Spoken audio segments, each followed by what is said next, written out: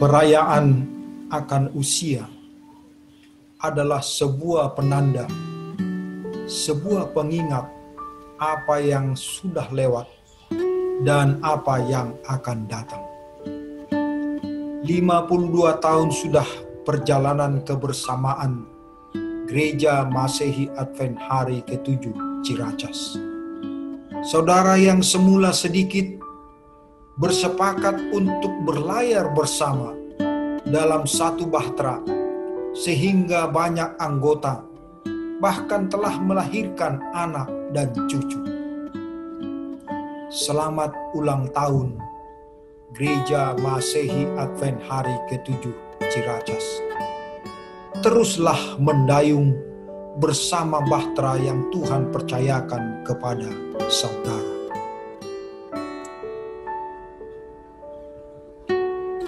Gereja Masehi Advent Hari ke-7 Bekasi adalah salah satu anak dari Gereja Masehi Advent Hari ke-7 Ciracas. Sebagai anak, kami baru melahirkan 3 jemaat dalam misi pengembangan penginjilan. Di antara jemaat itu juga ada yang sudah melahirkan anak sebagai cucu dari jemaat Ciracas.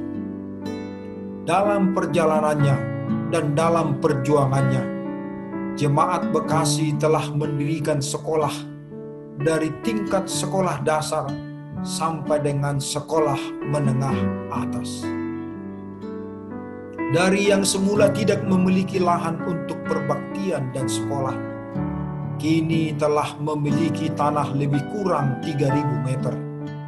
Telah ada gedung permanen yang digunakan sebagai tempat berbakti dan sekolah. Itu merupakan bentuk kasih Tuhan kepada Gereja Masehi Advent Hari ke-7 Bekasi. Juga bentuk kasih dari organisasi dan lembaga yang ada di Uni Indonesia kawasan Barat, Conference DKI Jakarta dan sekitarnya, serta dedikasi dan doa seluruh umat Advent di seluruh dunia, termasuk jemaat Ciracas.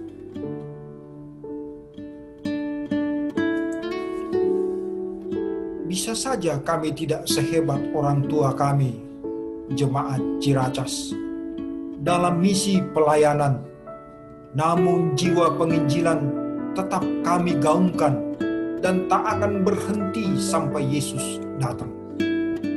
Prinsipnya ora et labora. Mudah-mudahan jalan tetap diberikan Tuhan kepada kita semua agar Injil kebenaran sampai ke ujung bumi dalam waktu yang tidak terlalu lama. Meskipun porsi kami tidak ada nilainya, kami berharap itulah persembahan terbaik kami bagi pelayanan misi untuk memberitakan kabar baik itu bagi dunia dan masyarakatnya, khususnya di Bekasi dan sekitarnya.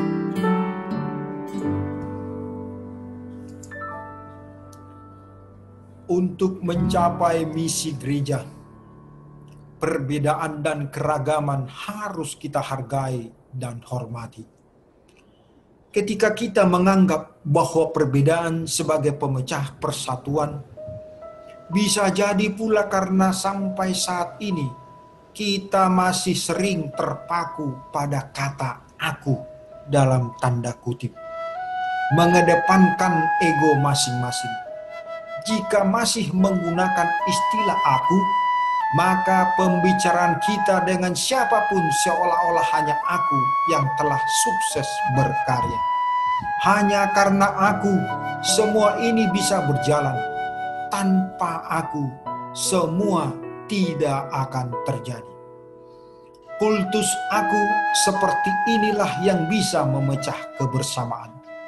Saudara yang serumah, satu komunitas, satu jemaat, atau orang-orang yang hidup berkarya bersama-sama dengan kita, justru seolah-olah tidak ada kontribusinya.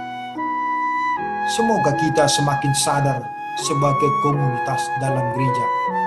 Allah telah mempersatukan kita menjadi umat-Nya.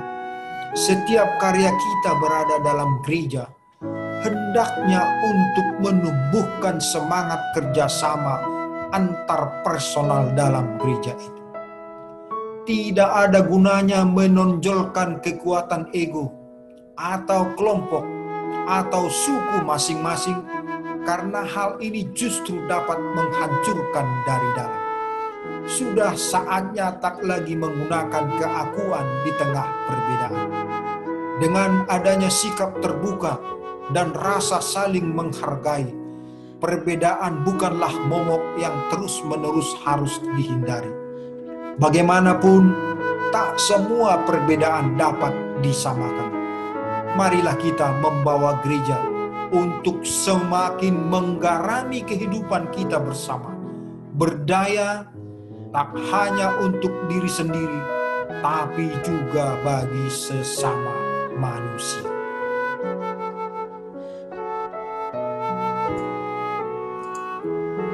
Kerendahan hati adalah salah satu ajaran dan teladan dari Tuhan Yesus Kristus, agar kita bisa mencontoh Dia menjadi pribadi yang rendah hati. Allah Bapa di surga juga adalah pribadi yang rendah hati dan tidak menyukai kesombongan. Ia menurunkan orang-orang yang berkuasa dari tahtanya dan meninggikan orang-orang yang rendah. Mungkin ayat yang dikutip dari Injil Lukas 1 ayat 52 ini adalah salah satu bukti bahwa Allah akan lebih menyukai pribadi yang memiliki kerendahan hati. Kerendahan hati mungkin akan cukup sulit untuk diketahui, dan belajar menjadi seorang yang rendah hati juga akan membutuhkan waktu yang cukup panjang. Untuk mencapai kerendahan hati yang dikehendaki oleh Allah sebagai salah satu karakter Kristen sejati, berikut ini ciri-ciri rendah hati menurut Alkitab. Yang pertama, terus mau belajar. Saudara boleh baca di buku Mazmur 25 ayat 9. Yang kedua, mau mendengarkan orang lain. Amsal 23 ayat 9. Yang ketiga, mempercayai rencana dan kehendak Tuhan. Mazmur 131 ayat 1 sampai 3. Yang keempat, adanya campur tangan Tuhan dalam kesuksesan kita. Lukas 18 ayat 9 sampai 14. Yang kelima, bersabar. Amsal 14 ayat 17, Pengkhotbah 3 ayat 1 dan 11, Yakobus 5 ayat 7.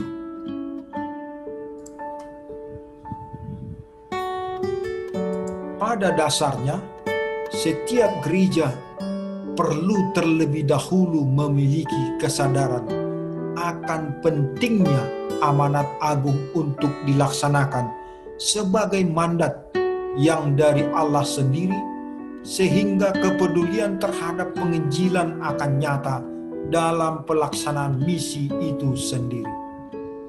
Setelah menyadari pentingnya amanat agung di mana Yesus Kristus sendiri meminta kita untuk menjadikan semua bangsa menjadi murid-Nya, maka gereja seharusnya melakukan fungsi penginjilan dengan mengaktifkan seluruh anggota gereja yang adalah individu Kristen yang diutus Tuhan sendiri untuk terlibat dalam pelaksanaan amanat agung ini.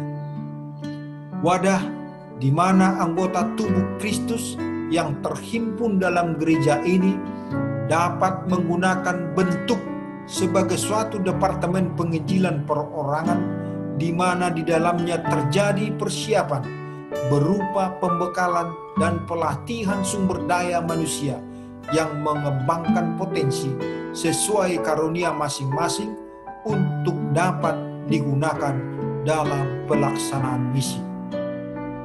Alangkah baiknya apabila setiap persiapan tersebut didukung dengan perencanaan yang matang, sehingga mulai dari penghimpunan berbagai informasi dan pembagian tugas bagi masing-masing anggota merupakan praktek penggunaan fungsi manajemen yang salah satunya adalah pengorganisasian. Pengarahan diperlukan untuk memastikan setiap bagian dalam pelaksanaan tugas misi itu mengetahui apa yang harus dilakukan dan bagaimana melakukannya, serta meminimalisir kesalahan yang mungkin saja terjadi tanpa adanya arahan yang jelas. Setelah masuk pada tahap pelaksanaan, maka perlu diadakan pengawasan sehingga antisipasi masih dapat dilakukan apabila terjadi hal-hal di luar perkiraan.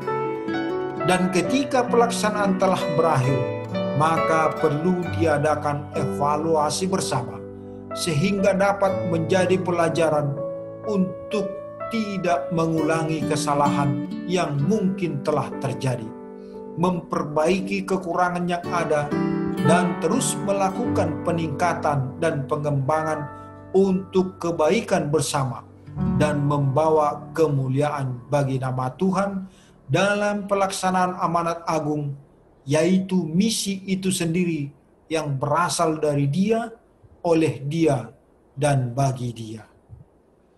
Sekali lagi, selamat hari jadi yang ke-52 bagi Gereja Masehi Advent Hari ke-7 Ciracas. Tuhan memberkati. Tigor Pakpahan, Ketua Gereja Masehi Advent Hari ke-7 Bekasi. Terima kasih.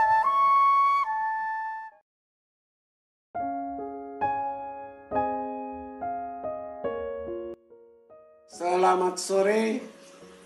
Hari ini adalah tanggal 20 September 2020. Saya Raymond Lesiasel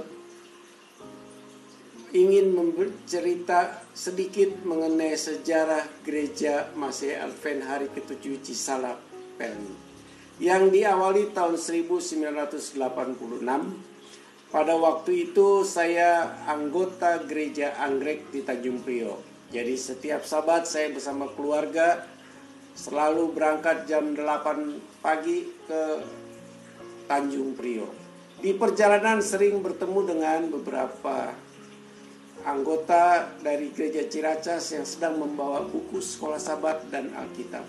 Saya kemudian berhenti di salah satu perempatan di Perapatan Ori, bertemu dengan Bapak Inarai. Keluarga Inarai saya sudah kenal dari tahun 60 karena juga anggota di Gereja Anggrek Tanjung Priok. Lalu saya tanyakan mau pergi ke gereja di mana.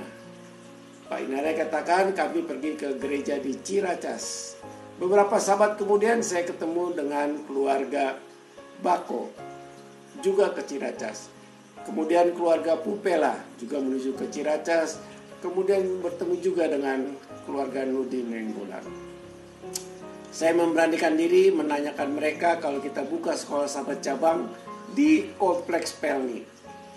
Kemudian mereka setuju, lalu kami mulai berkumpul di rumah keluarga Inarai, sahabat berikutnya di keluarga saya, sahabat berikutnya di keluarga Bako, keluarga Nudin, dan keluarga Pupela.